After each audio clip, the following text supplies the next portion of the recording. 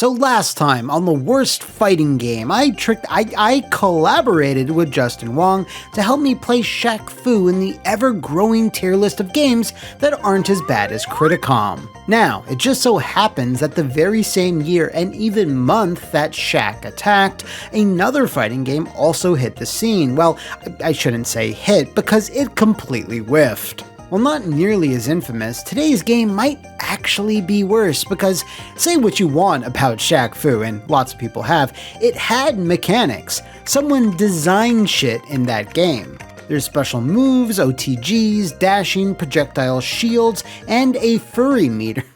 This furry meter? And a fury meter. However, Brutal Paws of Fury has none of those things.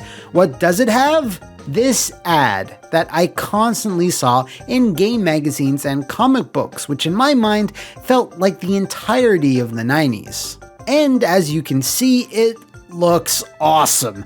As a kid, you'd see these super cool animal warriors and you thought maybe the game would be done with stop motion animated puppets or rendered in Donkey Kong Country or Killer Instinct style. Yeah, not quite. I feel your pain if you got fooled into playing this because I rented it as well, once, because goddamn, it was hard to resist that box art. They knew it was awesome. Now, its publisher, GameTek, is probably not a company you're familiar with, and there's a good reason for that.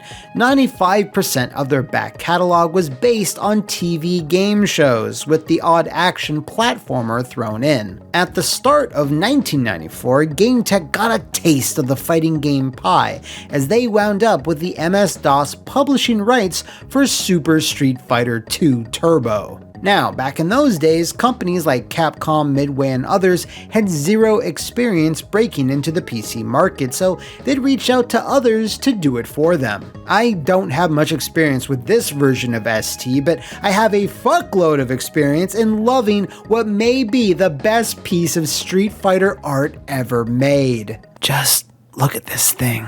In every space, there's a new wonder, a new miracle to behold. I've been staring at this thing for 4 hours now.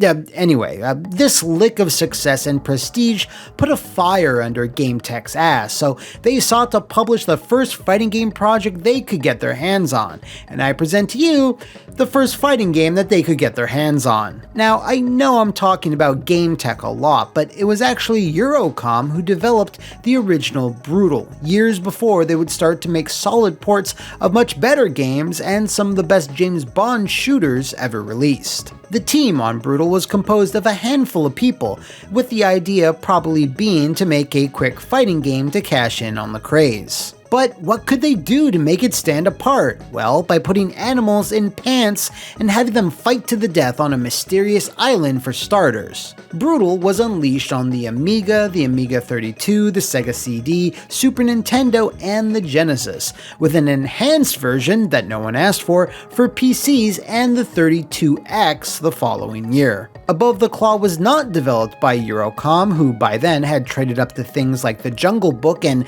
Maui Mallard in Cold Shadow, but rather a company called Alternative Reality Technologies. I get a big bang of Capstone, the pinnacle of entertainment software, off of these guys. While this enhanced version fancies itself a sequel, it's the exact same game with the same moves and the same mechanics, e.g. none. There's 2 new modes, 2 extra characters, and a horrible new intro, and that's it. Story-wise, Brutal's setup is basic but interesting. Every few years, the most powerful fighters in the world are invited to an island by someone who seems to at least be lawful evil, the Dalai Lama. He then holds a tournament to see if there's anyone strong enough to defeat him and claim the Belt of Heaven. If there's one takeaway from this game, it's that the box art is sick, and the Belt of Heaven is even sicker. Back in the 90s, Brutal received mostly mediocre reviews, with many praising the game's animations and music. But in the subsequent years, or now decades, Father Time has taken a bat to this game. While it's not talked about much, those that do all seem to be in agreement. Brutal Paws of Fury might be one of the worst fighting games of all time. But we won't know for sure until we get these fuzzy little critters in the ring!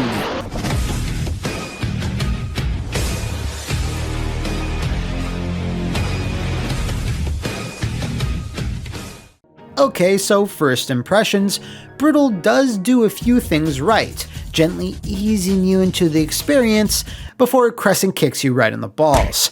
Its music is quite good, featuring lots of Asian-inspired 16-bit compositions that are both fast-paced and relaxing.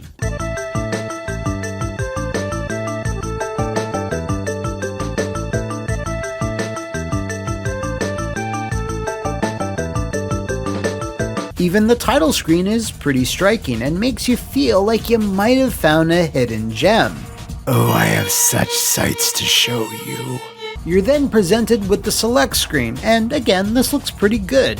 Decent art on the side, your character doing a nicely animated kata in the background, and a ton of information on the combatant. There's stats, style, quote, and even a text scroll letting you know what picking that character says about you. Who are these characters? Well, there's Kung Fu Bunny, Prince Leon, Ivan, Kendo Coyote, Tai Cheetah, Ray Rat, Dalai Lama, and of course, the reason you all even clicked this video, Foxy Roxy. Booba. There's also two bonus characters in the non-16-bit versions, Pantha and Karate Croc, whose martial arts style is listed as Street Brawler. Okay, yeah, this is where you should start worrying, because a lot of this info doesn't hold up to any form of scrutiny. Kendo Coyote is called Kendo Coyote, yet his style is clearly labeled as Taekwondo, and Ivan's style is Soviet military? Wait, are there real-world nations in this universe? Yeah, anyway, I've been avoiding this for long enough. Let's just start a match, and I'll go with Kendo Coyote. Alright. Round one, and oh no. So the mechanics are, well, we'll get to them later. Just, holy shit, just focus. Okay, so visually, Brutal looks the part. Very colorful. The sprites aren't huge, but they're decent enough, and some animations are better than others. Like, literally, some are just 2 frames at most, while others have way more, and there's no rhyme or reason as to why. It all just feels a little choppy. Okay, though, the backgrounds, hey, not bad. They remind me of Shaq Fu, honestly. They're all rendered pretty well and utilize the island aesthetic to its fullest.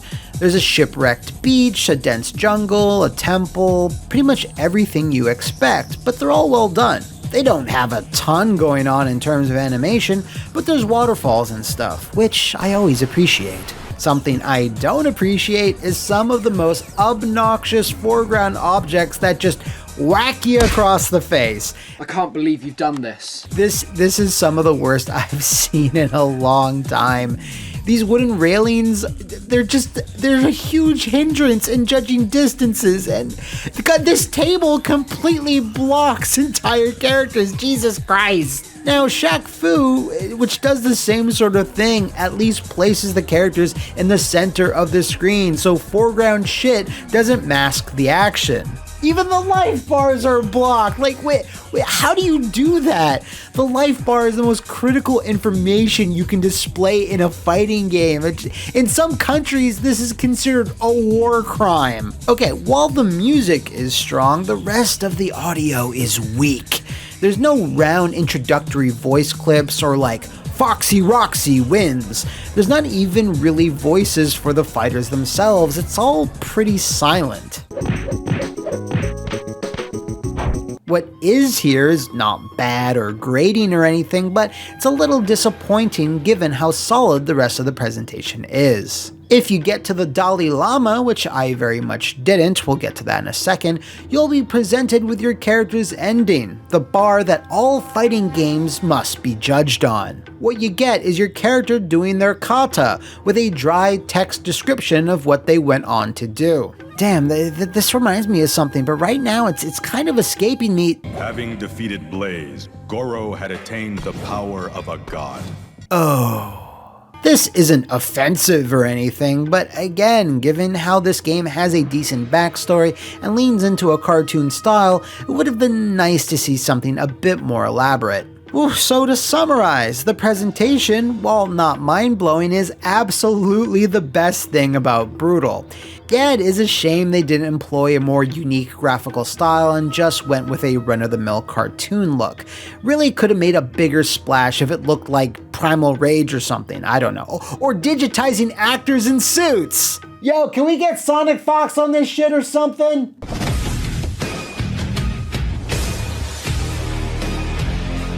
Technically, there are no mechanics in Brutal, and if there are, they're bad. It's a 6-button game on most systems, but if you're playing on a Genesis 3 button, you have to press start to switch from kick to punch. Now the weird/terrible thing is that all 3 strengths look the same. The only thing that changes is the speed and damage. In some cases though, like Kendo Coyote, pressing the hard punch button just once throws out like 2 to 3 slow punches with no way to cancel them. What is this, Cheetah Men? So that covers that. On to special moves and jeez. You need to grind through the single player game to slowly unlock movesets for each and every character. There's no battery backup saves, of course, so write down those passwords, bitch. You first earn a universal taunt, which as far as I can tell, does nothing, and then 2 to 3 more special moves after that. I don't think I need to say it, but I will. This was designed by a madman. Even when you start a 2-player game, you have to input a password every time you want to fight with a full moveset. Like, why? What, were the artists and designers so distracted by the bountiful Foxy Booba that they forgot that people don't want to write hieroglyphics down every time they play a fighting game? But you know what? I get it. This was their way to add replay value. It forces you to beat it as every character to unlock every move. Now, if this had been restricted to some type of quest mode where you can unlock extra special moves on top of your base ones for your character of choice, then sure, but this is how the game works across every mode. This is the default. And worst of all, whenever you fight the CPU, they always have their full repertoire of specials, and you don't. Now, since we've established that the game has no mechanics outside of just punch kick, no dashing, supers, real combos, juggles, overheads, parries, or dodges, the AI does the only thing it can do, which is to go absolutely apeshit. Even on the lowest difficulty, and there's dozens of them, the AI is simultaneously the hardest bitch I've seen in years while still being the dumbest bastard ever. The only way you can get past them is to find that one button they just can't deal with. If you decide to try and not be a coward and fight the AI one-on-one, then this is what happens.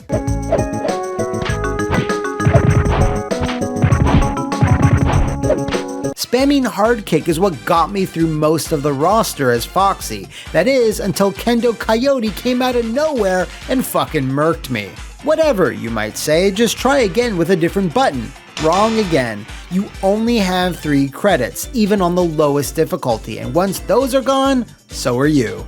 Alright, let's move on to modes, and as you can see, it's a little lacking. This was 1994, so I can't be all that mad, but the 2 modes in question are called Start Game and No Frills Hand to Hand. Like, I know this was Eurocom's first fighting game, but how hard is it to just put 1P mode and 2-player versus? If you are unfortunate enough to be playing the 32X version, or just want to see me give out some more, don't worry, I will. They added 2 new modes, like I mentioned before. Practice, a practice mode I wasn't able to try because it requires 2 players to start, with the second mode being Battle, which might be the most vague name for a fighting game mode ever. What do you mean by that? Alright, let's start this up, and what, I don't know, Mist?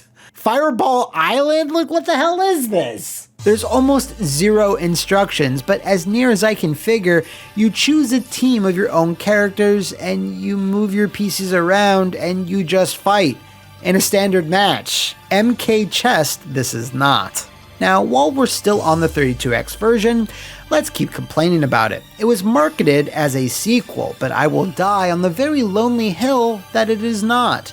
Despite having more stages, modes, and characters, adding Chong Po and Psycho Kitty, who are both too small to really hit, this version is worse in every other way. The graphics have kind of seen a downgrade. It's darker, the character art is worse, and I don't know, it just doesn't look as appealing. There's only 3 tracks of garbled electronic noise that the game tries to pass off for music, and they added voices.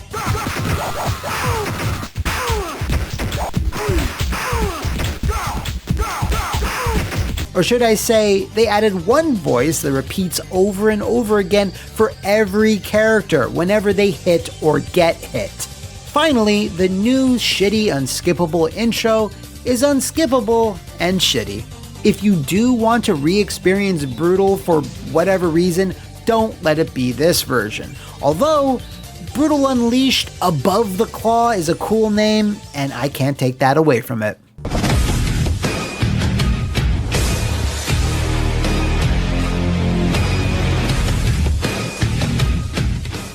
Listen, does this feel as bad as Shaq Fu, just jumping around, moving your character, and throwing out normals? No. Is Brutal much faster and more responsive? Yes. Does that actually make the moment-to-moment fighting overall better? No. No, it doesn't. Maybe due to the AI, the lack of special moves, and how normals are so powerful and have crazy range and weird hitboxes, the game somehow feels even more random than Shaq Fu. It's hard to even consistently do a sweep. I don't know if it's lag, it's just weird. Some characters feel like they did have more love put into them, like Foxy Roxy, surprise surprise, while miserable fucks like Ray Rat do not. Then there's, just tons of other shit that makes certain matchups just really unpleasant to play.